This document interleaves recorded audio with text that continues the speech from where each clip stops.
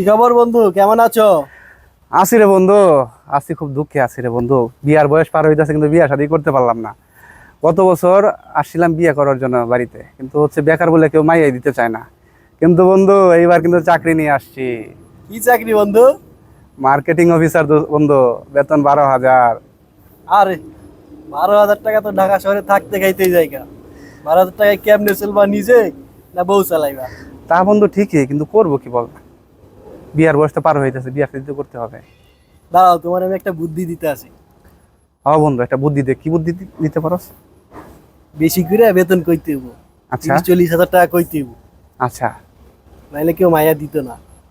ঢাকা শহরে কি করো না করো, কত টাকা বেতন পাও, এ কি মানুষে জানে? জানে না কেউ। তা বন্ধু তুমি ঠিকই কইছো, আসলে ব্যাপারটা তো আসলে ভাববার মতো বিষয়। আমার বেতন কত পাই না পাই এটা তো আর কেউ জানে না। হ্যাঁ।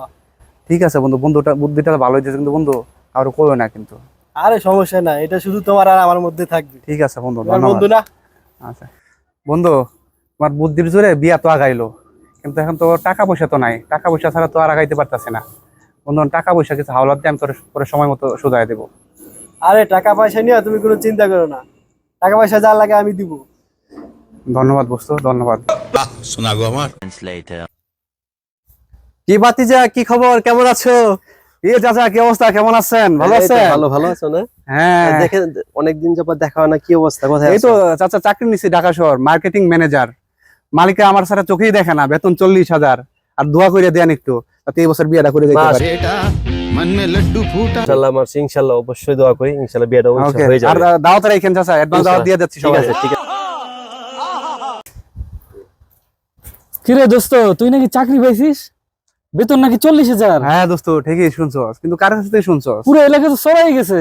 হ্যাঁ ছড়াবে না, আকাশে চাঁদ উঠলে তো সবাই দেখবে, এটাই স্বাভাবিক। তাই তো দেখতে আছি।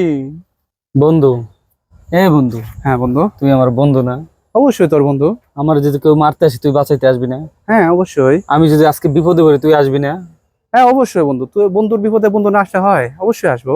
ওকে, তাইলে দোস্ত, আমি না আজকে একটা বিপদে পড়ছি। তুই আমার 5,000 টাকা দে, আমি তোর পরে দিয়ে দিব। কিরে দোস্ত, কথা কস না কে? তাই গা এন অর্থ যাইবো না, নিশ্চয়ই আমার কাছে টাকা চাইবো। আমি টাকার জন্য বিয়ে শাদী করতে পারতেছি না, আমি আর টাকার হাওলাত দিব করতে কে?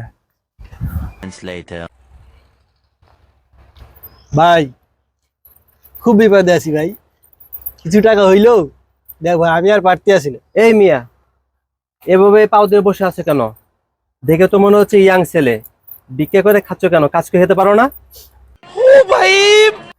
এই মিয়া, কি কন? আমার দেখে আপনার ভিক্ষুক মনে হয়?